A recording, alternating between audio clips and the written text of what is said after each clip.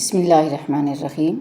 وقت ایسا چل رہا ہے جہاں تمام اچھی باتیں، ہمدردیاں، سچی محبتیں اور انسانیت سوشل میڈیا پر موجود ہیں، لیکن انسان کے کردار میں نہیں۔ عزیز سب کو تھے فقط ضرورتوں کی طرح۔ سجدے میں نہیں جاؤ گے تو ڈپریشن میں ہی جاؤ گے۔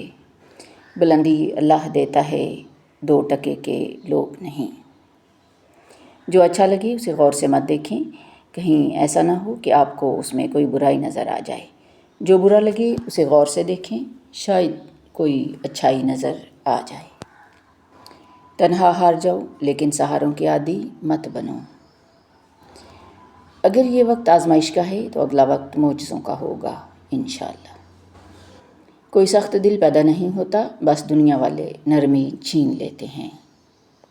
لوگوں کے حصے کی خوشی پر حسد نہ کریں، کیونکہ آپ نے تو ان کے حصے کا غم بھی نہیں دیکھا۔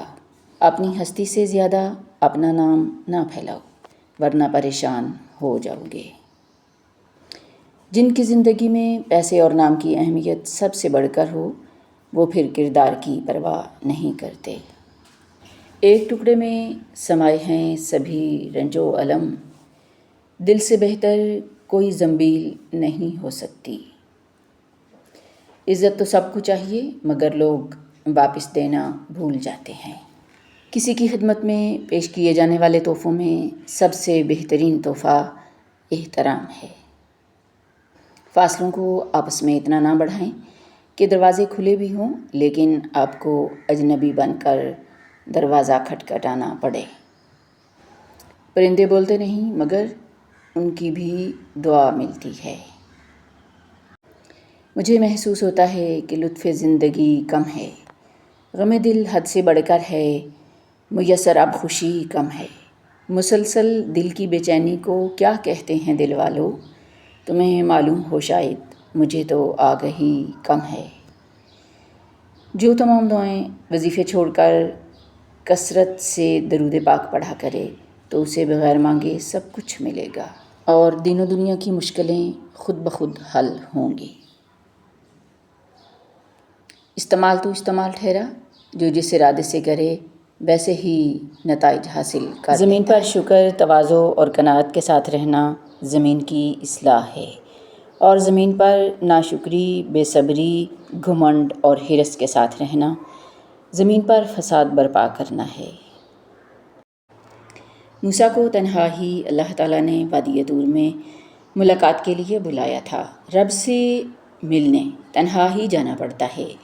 اللہ کو شراکت پسند نہیں، نہ ہی عبادت میں اور نہ ہی ملاقات میں۔ محبتیں عزت ہوتی ہیں، خیرات نہیں، اور نصیب سے ملتی ہیں، اوقات سے نہیں۔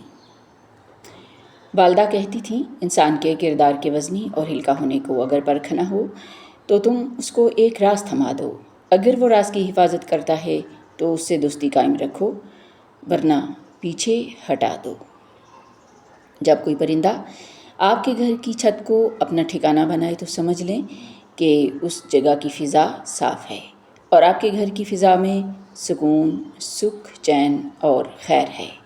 پرندے وہاں نہیں رکتے جہاں بے چینی ہو، بلکہ وہ امن، نرمی اور پاکیزگی کو پہچانتے ہیں اور وہی جگہ اپنا مسکن بناتے ہیں۔ عارضی خوشیاں کبھی بھی دائمی سکون سے بڑھ کر نہیں ہوتی۔